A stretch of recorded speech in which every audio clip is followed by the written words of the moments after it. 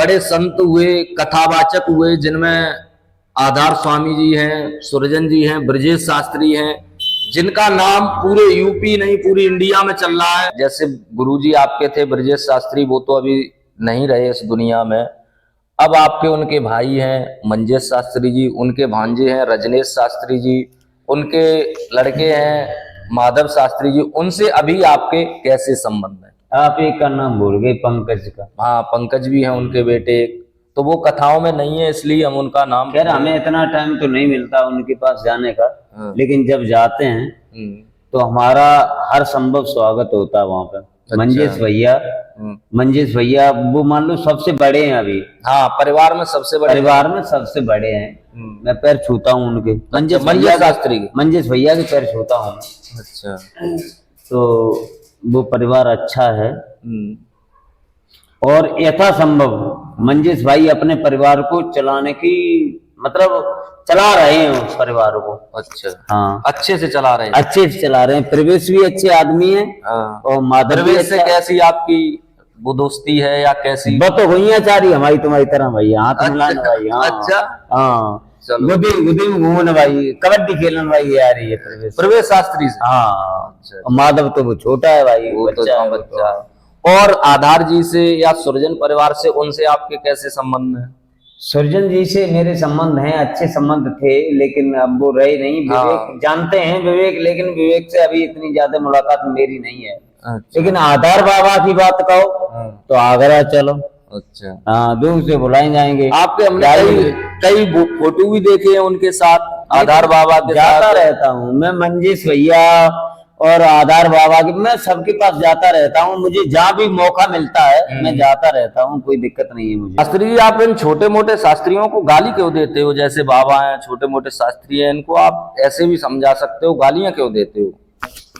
एक मकसद हो जाता है, क्योंकि लातन के देवता का कही जाओगे है जो बड़े बूढ़े कऊ करते थे, लातों के भूत बातों से नहीं मानते हैं। अच्छा। ये है का।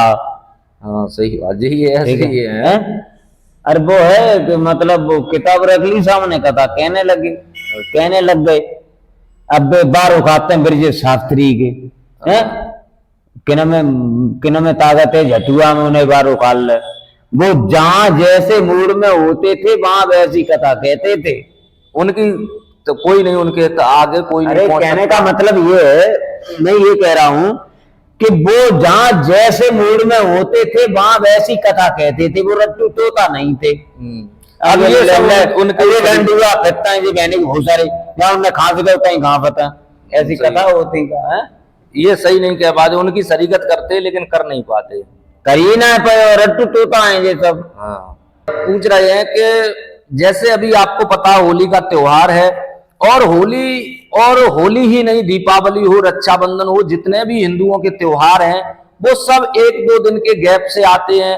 आप होली ले लीजिए तो कभी इस तारीख की है, कोई 2 दिन पहले मना रहा, कोई 1 दिन पहले मना रहा। अभी आप होली देख लीजिए, कोई 2 तारीख को मना रहा, कोई 3 तारीख को मना रहा है, कोई 4 को मना रहा, कहीं 3 को आग लग रही है, कहीं 4 को आग लग रही है। तो ये क्या समस्या है इसमें, और ये कौन करता है? जैसे मुस्लिमों के त्योहार हैं वो एक टाइम एक समय पर होते हैं, लेकिन हमारे हिंदुओं के त्योहार इस तरीके से क्यों नहीं हो पा रहे?